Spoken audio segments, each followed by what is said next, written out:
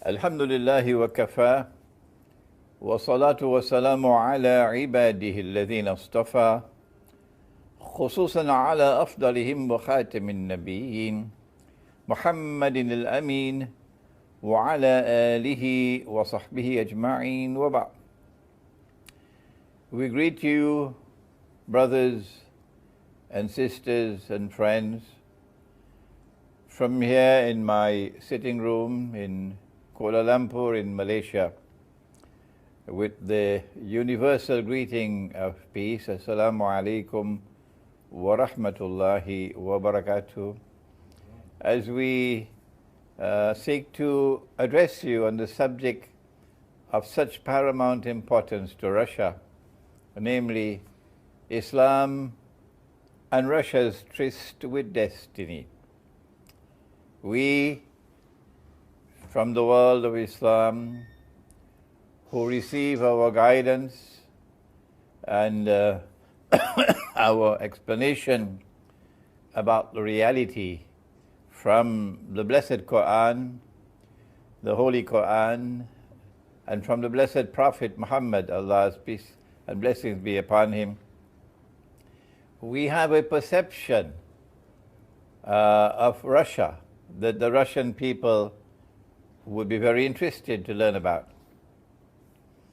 The Quran addresses us in Surah Al-Ma'idah and tells us that a time will come when we will most certainly find those who will have the greatest hatred and hostility and enmity for us Muslims to be the Jews, as well as those who are hell-bent on blasphemy, shirk. The verse of the Quran, بَعْدَ أَعُوذُ بِاللَّهِ مِنَ الشَّيْطَانِ الرَّجِيمِ, and we would particularly invite those who are attracted to ISIS, who believe that ISIS is the best thing that has ever occurred in modern Muslim history, and who want to join the ranks of ISIS in that jihad. They call that a jihad, I call it a bogus jihad. We would invite you to sit down and listen to the Quran, so that you might wake up from your sleep.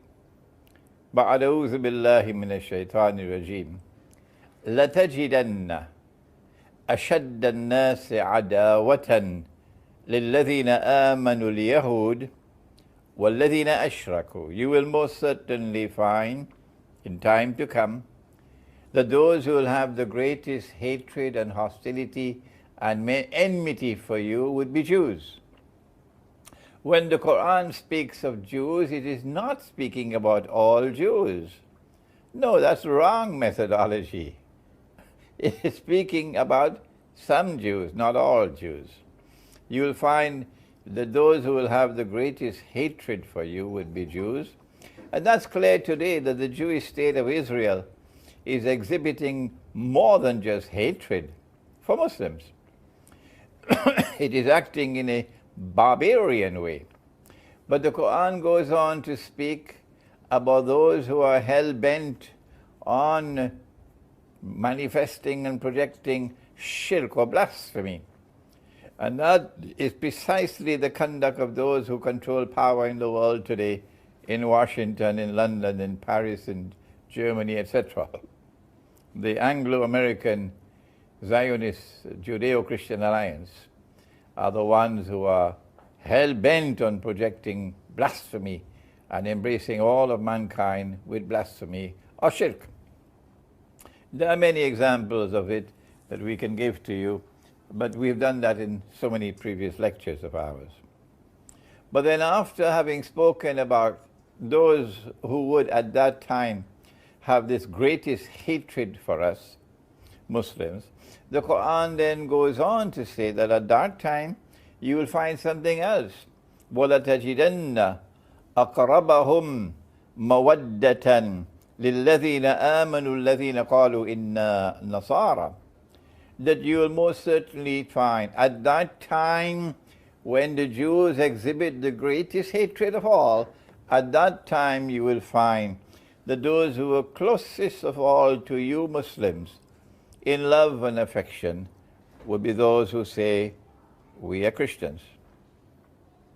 This is not Imran Hosein speaking. This is the Quran. And we invite you who are supporters of ISIS, who are supporters of the bogus Islamic State and bogus Caliphate, who are acting just as barbarian in your conduct as those who rule the world today. We invite you to listen to the Quran. Who are those Christians, we ask you, and we want an answer from you. Who are those Christians who at that time, when the Jews are most hostile of all to you, would be the closest of all to you in love and affection? ذلك بأن منهم القسيسين والرهبان وأنهم لا يستكبرون. The reason why they have the greatest love and affection for you is because they are not an arrogant people. No, those who rule the world today are an arrogant people. They believe that they have a divine right to civilize the rest of us in the world, the brown-skinned people. But they are the most civilized people. They have a chip on their shoulders, and they give us this jingoistic cry that they have come to civilize the world. That's arrogance. But these Christians are not like that. No. They are humble. They are not arrogant, says the Quran. And they also hold on to the institution of monasticism and the priesthood. Monasticism is disappearing in Western Christianity. Oh, yes. So where is monasticism still surviving amongst Christians today? We are inviting you to listen to us before you go and join ISIS in that bogus jihad. Listen to the Quran. Who are those Christians? We can easily identify the Jews who are hostile to Muslims today. We can easily identify those who are pursuing the agenda of shirk. They are those who are ruling the world today. But who are those about whom the Quran is speaking at this time, when the Jews are most hostile? Who are those Christians at this time who are closest in love and affection for us Muslims, who are not an arrogant people, no, and who are still holding on to the institution of monasticism? Will you answer me before you go and join ISIS? Can you answer us? Do you have the stomach to answer us? Forgive my frustration at these Muslim youth who have eyes and yet cannot see. They have ears and yet cannot hear. They have hearts and yet do not understand. They're just like cattle. وَلَقَدْ ذَرَأْنَا لِجَهَنَّمَ كَثِيرًا مِنَ الْجِنِّ وَالْإِنسِ. Allah has warned. Your blindness is not going to be an excuse on Judgment Day. Large numbers are destined for Jahannam because they have eyes and yet cannot see. So we are speaking to you today to open your eyes. Who are those Christians? Who are those Christians who are closest in love and affection for us Muslims, who are not an arrogant people, and who are holding on to the institution of monasticism, the monasteries and the monks? Does the Quran help us to answer this question? Before we go and search outside, let us go to the Quran. Yes, the Quran does speak to us and help us to answer the question by eliminating a certain part of the Christian world. Where does it do so? It does so in Surah Al-Ma'idah, the same Surah Al-Ma'idah. And kindly forgive me for having to come back to this verse of the Quran again and again and again and again and again. Because those who are attracted to ISIS, they just can't hear me. They just will not come to the Quran. They run from the Quran. So you're not a Muslim worthy of anything at all. If you're running from the Quran, why run from the Quran? Come on and listen to the Quran. Allah gives a command, doesn't He?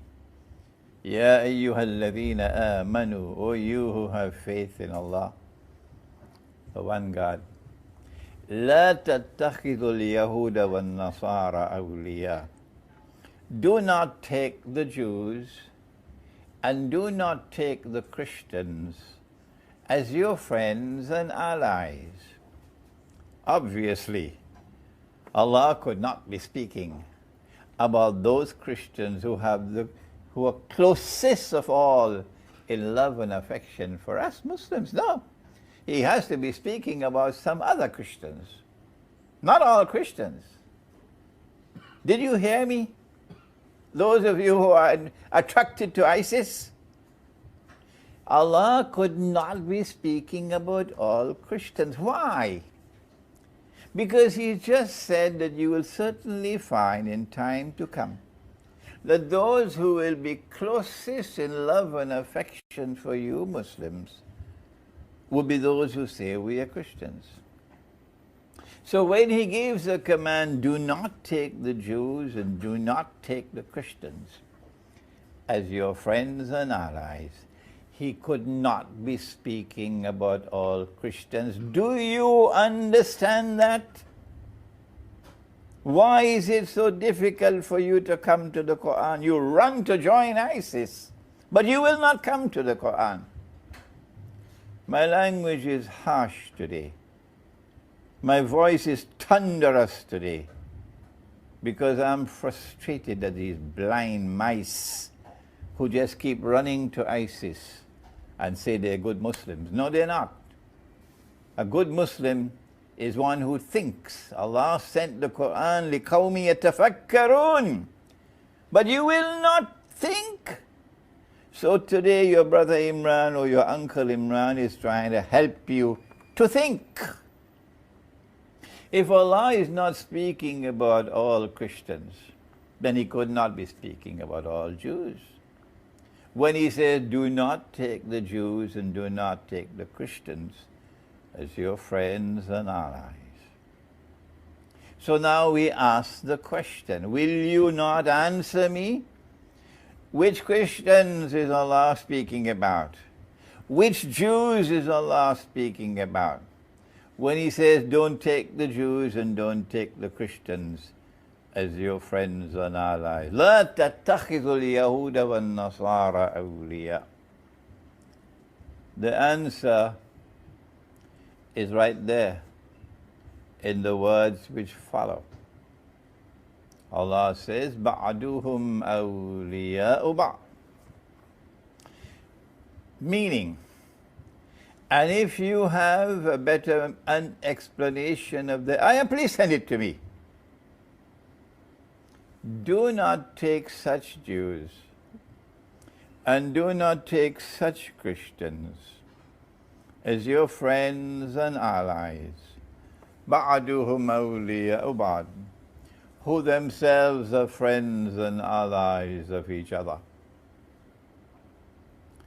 So which Christians and which Jews are friends and allies of each other today?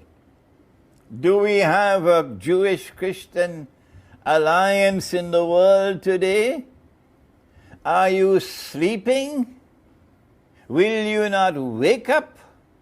Will you not recognize that Allah is talking about the Judeo-Christian Zionist alliance? Why are you afraid of the Quran? Why do you run from the Quran but you run to join ISIS? Come to the Quran. The Quran is speaking about a Judeo-Christian. Judeo means Jewish. The Quran is speaking about a Judeo-Christian Zionist alliance, which today holds power in the world. So those Christians are eliminated from the answer, meaning Western Christianity, which is in alliance with the Zionist Jews supporting the state of Israel, which have NATO as their military arm, but the so-called Islamic government in Turkey apparently doesn't study the Quran because they are comfortable as members of NATO. I've never ever heard the Turkish government, the present Turkish government, speak even a whisper about it being incompatible with the Quran to be members of NATO. Will they ever say that? Do they have the guts to speak? Do they have the integrity to speak as Muslims and to say, no, Turkey should not be a member of NATO? It is in conflict with the Quran. Is that Islam? Is that the Islam that you are supporting? Is that the Islam that you are so happy about? Well then, now we know that the Christians who are going to be closest in love and affection to Muslims, at that time when the Jews are most hostile to Muslims, which is today, would not be Western Christianity. Is there another Christianity in the world which is not in alliance with the Zionists? Go ask the Christians of Greece. Go ask the Christians of Bulgaria. Go ask the Christians of Armenia. Go ask many of the Christians in Romania. And go ask the Christians of Russia. And they will tell you very, very quickly, we are not in alliance with the Zionist Jews. No. And we are holding fast to the institution of monasticism. The Quran refers to these Christians. Do you know that? There's a whole surah of the Quran about them. Do you know that? Those of you who are joining ISIS, will you not listen? There is a surah of the Quran called Surah Rum. And in that surah, Allah speaks about Rum. It is at the beginning of the surah. The word Rum occurs only once in the whole Quran. And he says, غُلِبَتِ الرُّوم. Rome has been defeated. I know that I have quoted these verses of the Quran several times in the past. And some of you may be tired that I am repeating. But what can I do if the people who want to join ISIS, they have ears and they can't hear? Don't I have to repeat? So that some of them at least would have some integrity and come to the Quran before they go to join ISIS. Ghulibatir Rum. Rome has been defeated. Defeated in what? A game of chess? No, defeated in war. So we're not talking about a church, about a monastery. We're talking about an army, a state which wages war. غُلِبَتِ الرُّوم فِي أَدْنَى الْأَرْضِ. Rome has been defeated in a land close by. Close by to where? Close by to where the Quran was revealed, to Arabia. So it couldn't be Washington. Huh? No, it can't be Washington. Can't be NATO. Rome has been defeated in a land close by. وَهُمْ مِنْ بَعْدِ غَلَبِهِمْ سَيَغْلِبُونَ فِي بِضْعِ سِنِينَ. But Allah is conveying news about the future. The Quran is declaring that there is something coming in the future, not the distant future. No, the immediate future, in a few years from now. That Rome is going to reverse the defeat and will be victorious. This is a prophecy, a divine prophecy. لِلَّهِ الْأَمْرُ مِنْ قَبْلُ وَمِنْ بَعْدُ. Decision making, the command is with Allah. The first time when Rome was defeated, and the second time when Rome will be victorious. It is Allah who decides upon victory and defeat.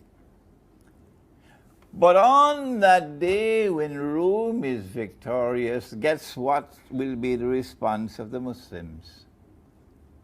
وَيَوْمَئِذٍ يَفْرَحُ الْمُؤْمِنُونَ. On that day, the believers, those who have faith in Allah, which is synonymous here with Muslims, will celebrate. So the Quran establishes a positive relationship. We are not talking about military history here. We're talking about the Quran. So show respect for the Quran, please. Don't bring any extraneous matters to it. Allah is speaking in the Quran. Will we not show respect for the Quran? That on that day when Rome is victorious, the Muslims will celebrate. So the Quran establishes a positive relationship, a friendly relationship, a loving relationship between Muslims and one part of the Christian world, which is called Rome. Who is Rome? Answer: Rome is Constantinople, the Byzantine Empire, Orthodox Christianity. Orthodox Christianity does not celebrate Christmas on December 25th. Didn't you know that? That's not Orthodox Christianity, that's another Christianity, which has allied themselves with the Jews and who have given to the world Santa Claus. But Orthodox Christianity doesn't have Christmas on December 25th. No. They have their Christmas in early January. Orthodox Christianity is Rome. And it is Orthodox Christianity that Allah is speaking about. Rome that He is speaking about. When He says that at that time, when the Jews are most hostile of all to you, at that time you will find Orthodox Christians coming to you as closest of all in love and in affection. Is this so difficult for you to understand? How many times must I repeat it? People are fed up now, Imran Hosein, repeating and repeating and repeating. Who is the leader of Rome today? Is it Greece? The Greek always remind us that they had built Hagia Sophia when Christianity has not yet reached Russia. And when the Russians wanted to know which religion to join, when the delegation came to Constantinople and they saw Hagia Sophia, they were so impressed that they went back and reported, and Russia decided to join Orthodox Christianity. The Greek never tire in telling us they were Christians before the Russians. But today the leader of the Orthodox Christian world is indeed Russia. Russia is the biggest, the most powerful, leading nation in the Orthodox Christian world. So Russia is the leader of Rome today. If the CIA, have you heard me? If the CIA sends weapons and arms, and before that it was Britain doing it, Britain sending weapons to Imam Shamil, Britain sending weapons and sending money to Imam Shamil in the Caucasus to launch a rebellion against Russia, Tsarist Russia. If Britain is and United States of America are doing the dirty work of providing the weapons and providing the training and providing the financing as they're doing now for this bogus ISIS, and Russia responds to protect itself from this attack that is being launched through Muslims by the United States and Britain, are you going to blame Russia for seeking to protect itself when the CIA comes to stab you in the back at Grozny with the Chechens? Even the Chechens themselves admit that they were getting weapons from the CIA, from the Americans. So you're going to hold that against Russia? No, the Russians are absolutely correct in protecting Russia from this attack which is being launched by the CIA using Muslims. Muslims who have eyes and can't see because Allah prohibits you from taking weapons from the Americans and therefore from Saudi Arabia. So therefore, we have come to the conclusion that between Islam and Russia there is a link. The link is that the Quran recognizes Orthodox Christians, or Rum, to be those who at this time in history would be the closest in love and affection for Muslims. That is already taking place. I told you I went to Russia, I went to Moscow last July, and I spoke at the State University of Moscow, and I got a very respectful and a very friendly welcome and response, and I was invited to come again. And since I spoke in Moscow and since my lectures have been coming on the internet, I'm receiving emails from all over the Orthodox Christian world. All of them showing their approval and their fondness for this exposition of Islam that they're hearing from me, so different from Ottoman Islam, which waged relentless, unjust war, bogus jihad against Rome, Orthodox Christians, for 500 years on behalf of Dajjal. Now that we've established a positive relationship between Islam, the religion, and Russia, the leader of Rome today, now we can proceed with our subject of Islam and Russia's tryst with destiny.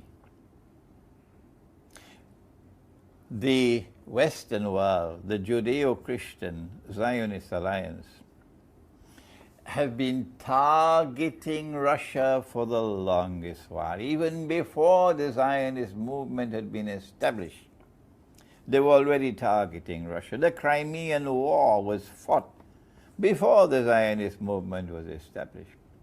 The Crimean War was the last effort that they made in warfare to try to crush Russia. And they did defeat Russia in the Crimean War, but Russia was able to survive and to turn the table within a few years. Russia was able to hold on to Crimea in the Crimean War, but with severe limitations on her use of Crimea as a naval port. But within a few years, Russia was able to turn the tables, and Russia survived. Russia survived the First World War, although Russia took the brunt of fatalities in the First World War. But at the conclusion of the First World War, they attacked Russia. The allies of Russia attacked Russia. They were the ones who launched the Bolshevik Revolution to stab Russia in the back. When the Russian troops were within an arm's length of Constantinople, and the alliance had made a pact, an agreement, that Russia would get Constantinople. But they didn't want Russia to get Constantinople. They say one thing with their lips, but in their heart there's something else. And so when the Russian troops were close to Constantinople, they launched the Bolshevik Revolution, which was done by Russian Jews. That's well known. And then the new Bolshevik government took Russia out of the war. Why? When the Russian troops are an arm's length from Constantinople, why do you take Russia out of the war? The answer is because the Bolsheviks do not want Russia to get Constantinople. That's why. And up to this day, they don't want Russia to get Constantinople. That's why. So they have to do whatever they can do to weaken Russia. So they gave Russia the Bolshevik Revolution and then the Soviet Union. And the Soviet Union, in the most Christian of all states, Russia, holy Russia, Holy Russia. Why do I use the word holy? Because Russia is so pious in its affection for Christianity. That's why, you dum-dum. You can't understand why I'm using the word holy? Russia is the most sincere of all in its attachment to Christianity. The heart of Russia is spiritual. The heart of Russia, of Washington and London, is barbarian. But the heart of Russia is spiritual. But that's too difficult for you to understand, so you go and join ISIS. That's where you belong. Russia is intensely Christian. So they brought the Soviet Union as an atheist state to destroy Christianity. Is that so difficult for you to understand? The Soviet Union was at its heart a Zionist plant, even though the Soviets did not themselves realize it. The Zionists were at the heart of it. And for some 60, 70 years, the Soviet Union crushed and crushed and crushed the Orthodox Christian Church in Russia to destroy Russia. But Russia survived. It was the Zionist Soviet Union that set the trap for Russia when they handed over Crimea to Ukraine in 1952. Why did they hand over Crimea to Ukraine? Why? Will you not ask yourself before you join ISIS? The reason why they handed over Crimea to Ukraine, although Crimea is Russian territory, without asking the people of Russia for their permission, without speaking to the people of Crimea, no, the Soviet Union did nothing of the sort.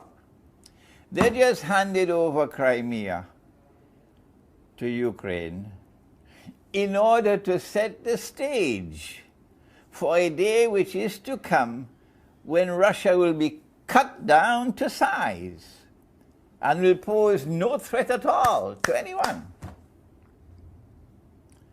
And then came the time when they didn't need the Soviet Union anymore. It had done all the dirty work they wanted it to do, include forcing Turkey to join NATO. That's what the Soviet Union did. Then they dismantled the Soviet Union with the color revolutions. They did it. So that when the Soviet Union was dismantled, then all the former states of the Soviet Union, which were not a part of the Russian Federation, could now be invited to join NATO. But the biggest plum of all was Ukraine. They wanted Ukraine in NATO. They finally got a coup d'etat, the Maidan demonstrations and the snipers who shot people, mercenaries out there shooting people to try to overthrow the government. But Washington and London have short memories. They only fixated about an aeroplane that was shot down from the sky, which they know about. They know who did it. And of course the Malaysians know very well who did it. But they wouldn't talk about who it is who caused the government of Ukraine to be overthrown. The reason why they wanted this regime change in Ukraine is not so difficult to understand. It's a part and parcel of the effort to stab Russia in the back, so that a pro-Western government in Ukraine would then give Russia marching orders out of Crimea. And once Russia is denied Crimea as a naval port, Russia is no longer a superpower, because Russia would not have a warm water port anymore. But they planned their plans, and Allah planned His plans. And it happened in our lifetime. It only happened recently, earlier this year. The most momentous event in the history of the Zionist movement occurred just earlier this year. What was it? Within 2 weeks, Russia was able to reclaim Crimea without a shot being fired. It was brilliant, absolutely brilliant on the part of Russia to get the people of Crimea to choose, and they chose Russia.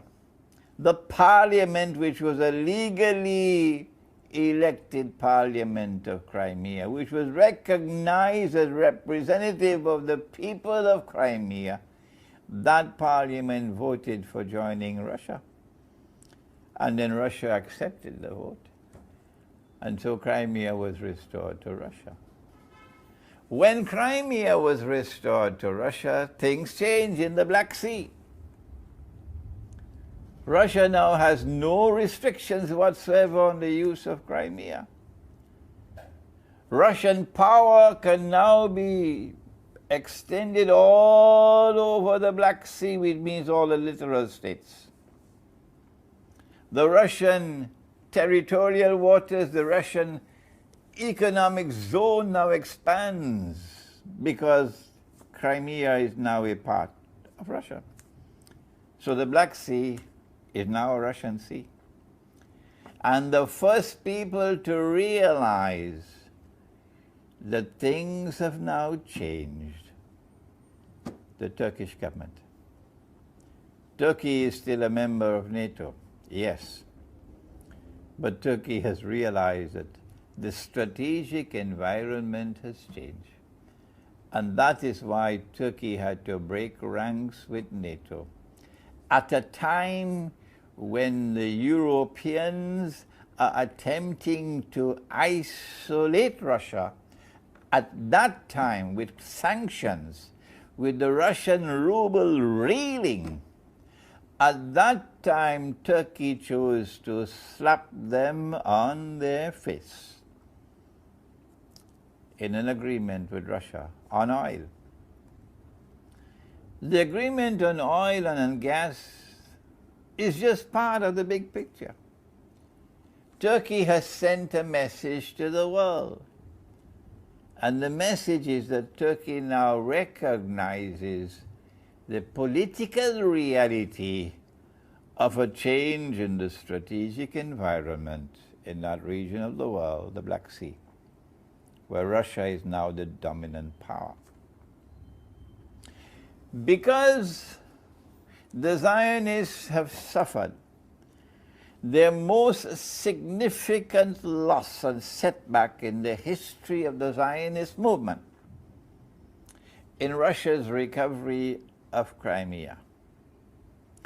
And because time is now on Russia's side, the longer Russia has without a war, the stronger will Russia become. Because Russia can now exploit her control over Crimea to project power in that region of the world, nuclear power. Mr. Putin made the statement, just few words, but they were powerful words. He warned the world, don't mess with nuclear Russia. And the words reached Turkey. And so now I am happy to say to those who listen to me in different parts of the world that the recent Turkish agreement with Russia on oil and gas is representative of a Turkish recognition of reality that the strategic environment in that part of the world has now changed in consequence of Russia's recovery of Crimea. Russia is now going to become more and more powerful every day that passes. Their response has been economic sanctions against Russia, financial sanctions against Russia. Shame on you. We in the world of Islam have a different philosophy, economic philosophy. Prophet Muhammad ﷺ set the example. We in Islam, we never use trade and business as a weapon. Shame on you! Shame on you for using trade as a weapon. You should be ashamed of yourself. We have a higher standard than that.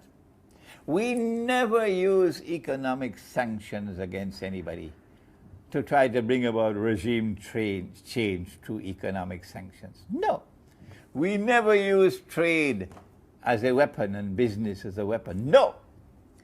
We say, إِلَّا أَن تَكُونَ تِجَارَةً عَنْ تَرَادٍ مِّنْكُمْ.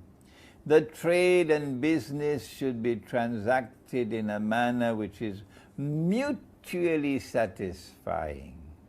That's Islam.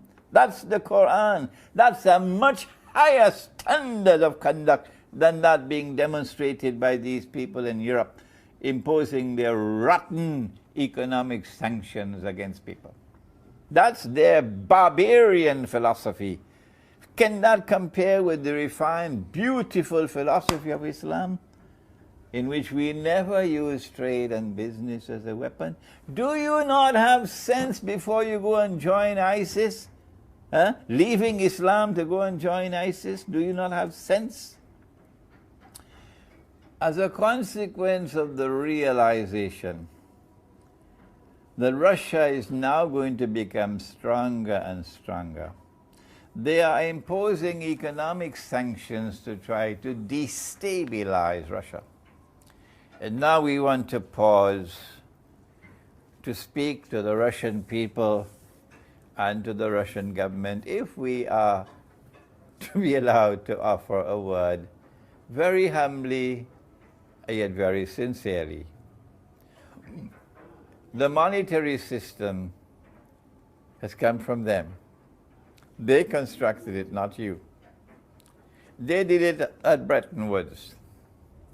And then when Bretton Woods collapsed in 1971, they're the ones who brought the petrodollar monetary system into being in 1973. A petrodollar monetary system about which Nabi Muhammad ﷺ made a prophecy when he said that it would not be long before the river Euphrates will uncover a mountain of gold. The mountain of gold that he's talking about is an ocean of oil, which will one day function as a mountain of gold. An ocean of oil which will one day function as a mountain of gold. That happened in 1973, when the Saudis were persuaded by Kissinger to agree to sell oil for only US dollars. And so now the US dollar is no longer backed by gold, it is backed by oil. So it becomes the petrodollar. So oil is functioning as gold. That seems to be a little bit too difficult for the Salafi to understand. But perhaps one day understanding will come, inshallah. The petrodollar monetary system is has an inbuilt mechanism which allows them to attack any currency they want. And all they need is a camouflage to camouflage their attack.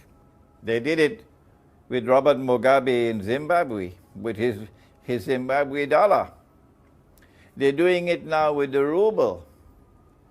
And what they did is to use Saudi Arabia to pump more oil into the market to bring down the price of oil. But they didn't need to pump more oil. They're able to manipulate the market, to take the price up when they want and bring it down when they want. They do that with gold all the time. So they do that with oil.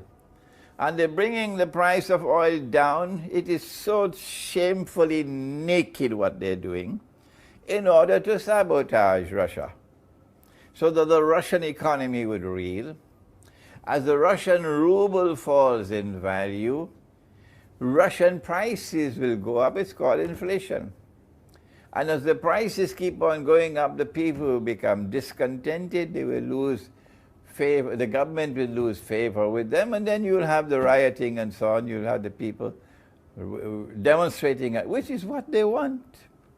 They want to bring down the Russian government, and they're using this rotten mechanism of inflation. And so we have a word to share with the Russian people and with the Russian government. You cannot beat them at their game. Venezuela, we say the same thing to you. You can't beat them at the game. Bolivia, we say the same thing with you. You can't beat them. Algeria, are you listening to me? Algeria, are you listening to me? You cannot beat them at their game. Where is the Algerian money today? The only way you can insulate yourself against this venomous attack of inflation, when they attack your money and the ruble is falling in value. I was in Moscow last year, June, and the ruble was trading at about 33 rubles to $1 US, which is already bad. And now the ruble is more than 50, maybe going up to 60 or so, which is shameful, disgraceful, because it's going to lead to inflation. And inflation is going to lead to public discontent. And public discontent is going to lead to demonstrations. And demonstrations are going to lead to regime change. So then what should you do? How do you get out of this trap? They laid for you. You don't solve the problem by the State Bank of Russia intervening in the market to try to prop up the ruble. That won't succeed. The answer from Islam, and we offer these words to you with some embarrassment because our own governments won't listen to us. No. Not even the Iranian government would listen to us. The answer is to do what many states in the United States have already done. The answer is to do what the state of Israel has already done. There are precedents. Namely, you make gold and silver coins legal tender. That's all. Make gold and silver coins legal tender. Russia has enough gold to mint the coins. And when you make gold and silver coins legal tender, the implication would be any shopkeeper would have the right, would have the obligation to accept gold and silver in payment for goods. Any worker will have the right to ask for his salary to be paid to him in gold and silver. And as the Russian people see that gold and silver is storing value and holding value, it has integrity as money, it has intrinsic value which is stable, whereas the ruble is constantly falling in value. The good money will eventually replace the bad money. And as more and more people hold on to the good money, the money which is solid money, which is halal money, inflation disappears. There's no such thing as rising prices except on the basis of demand and supply. These are gentle words that we share with Russia. Now, for Russia's tryst with destiny. The Prophet, Allah's blessings be upon him, spoke about the Malhama, or the Great War. He said, Umranu Bayt al-Maqdis Qarabu Yatrib, that when Jerusalem is built up and flourishing, look to Medina to see when will Medina be lying in ruins, in forlorn dissolution. Qarabu Yatrib Khurujul Malhama, when Medina is lying in ruins. Is it ISIS which is going to do that? When Medina is lying in ruins, when Medina is in forlorn desolation, that will be the time when the Malhama will occur. We are now on the doorstep of the Malhama. It is inevitable that Russia will be attacked. Inevitable. It's just a matter of time. And that will be the Malhama, because it's going to be nuclear weapons. How do we know it's nuclear weapons? Because the Prophet said they will fight over that mountain of gold. And 99 out of every 100 would be killed. That can't be conventional warfare. 99 out of every 100 being killed has to be nuclear warfare. And there could only be one nuclear war in history, only one. So the Malhama is the nuclear war that is coming. We know it's coming because our Prophet prophesied it. I was thinking that perhaps it might be 5 or 10 years away. But then I had a dream, I shared it with you. I was in Iran for a conference in September. And the dream occurred twice in the same night. I normally do not share my dreams with the public. No. But I've done it on this occasion because I believe the dream was sent to me, so I should convey it to others. I saw nuclear war. I saw nuclear missiles being shot into the sky. Twice in the same night. And then I saw Pakistan was a part of it. Because those who want to keep on ruling the world so they can deliver the rule of the world to the state of Israel cannot allow the world of Islam to have nuclear weapons. So Pakistan cannot be allowed to remain a nuclear power. Not possible. Since they've not got a chance to attack Pakistan so far, they're going to use the opportunity of nuclear war to attack Pakistan. At that time, Pakistani people, dua is not going to help. Not while you have these traitors ruling over you who are Saudi clones and who wage war on behalf of the enemies of Islam to kill innocent people. To kill innocent people saying that they are terrorists without even giving the boy a chance to be defended in a court of law. Does Islam allow you to do that? Does the state have the right to kill people? That's what you just did 2 days ago to the son of a great Sheikh. I knew that Sheikh, Sheikh Gulsher Shukri. He was an elder brother to me. I loved him very much. He was a learned man. He was from Guyana in South America. Maulana Fadlur Rahman Ansari, who was my teacher, chose Gulsher to be his student. Wanted Gulsher as his student. Instead, Imran became the student. And so Sheikh Gulsher had an honorable place in the world of Islam. And this was his son. Why did he not have a chance to go in a court of law and be tried for the accusations that have been launched against him? No, you kill him. You kill him so he doesn't have a chance to be defended in a court of law. That's why. That's what the government and Pakistan Armed Forces did. So when the time comes for the attack to be launched on Pakistan, I wonder whether dua will help on that day. The heavens must be so angry with those who rule over Pakistan today. Not just the Pakistani people detest you. The Pakistani people detest you. And when they have a chance, they'll lynch you. It's the heavens above also who detest you. So the Malhama is coming.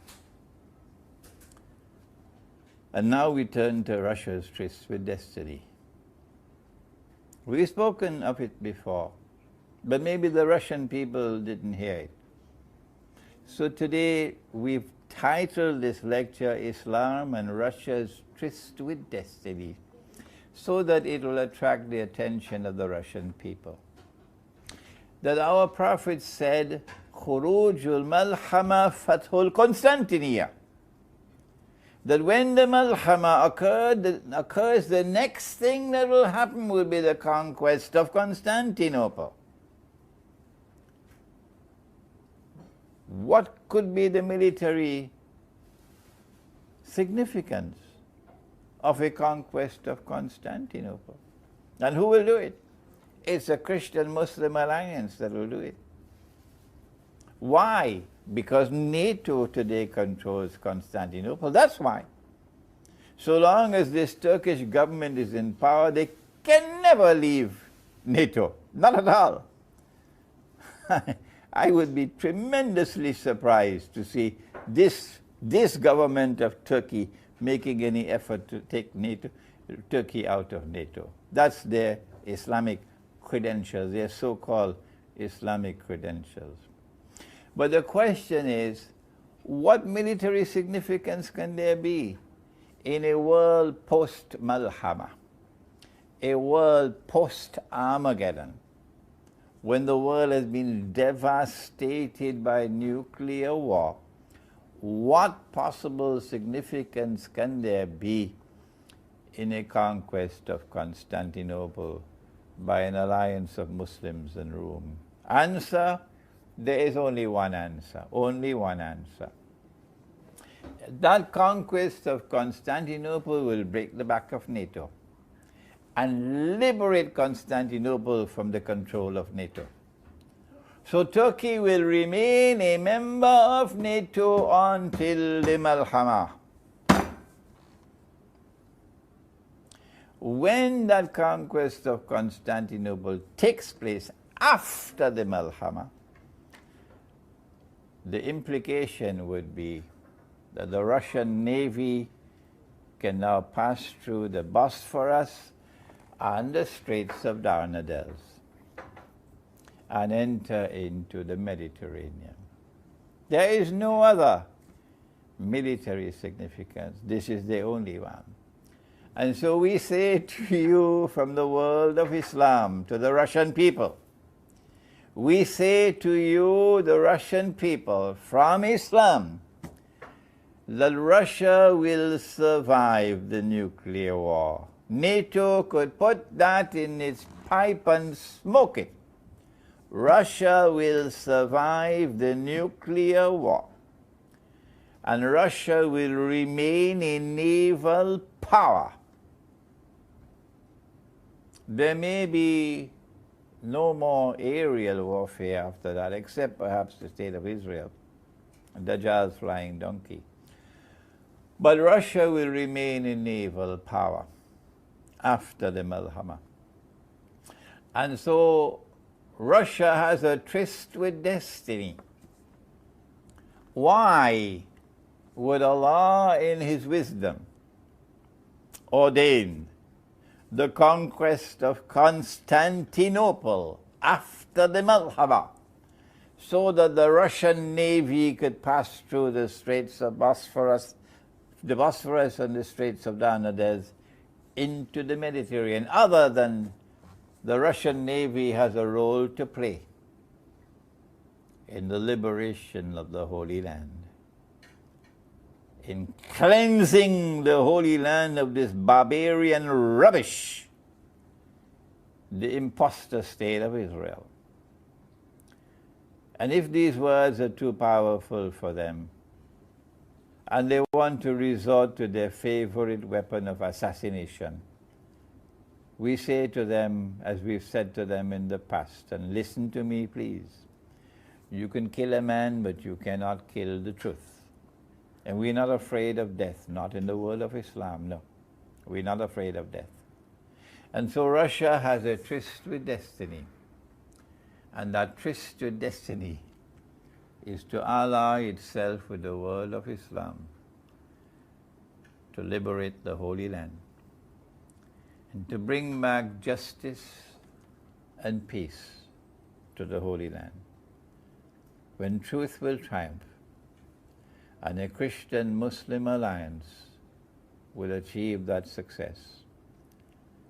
This is a time for Muslims and Christians, Orthodox Christians, to hold hands together, reach out to hold hands with each other, to build friendship and alliance with each other. And my talk tonight is meant to wake us up, wake us up. And my talk tonight is also meant to try to reach at least some of those who are joining ISIS, believing that they are going on the right path, to say to you, no, you have eyes and you cannot see. You're on the wrong path. Turn around and return to the Quran. ربنا تقبل منا إنك أنت السميع العليم وتب علينا يا مولانا إنك أنت التواب الرحيم برحمتك يا أرحم الراحمين آمين.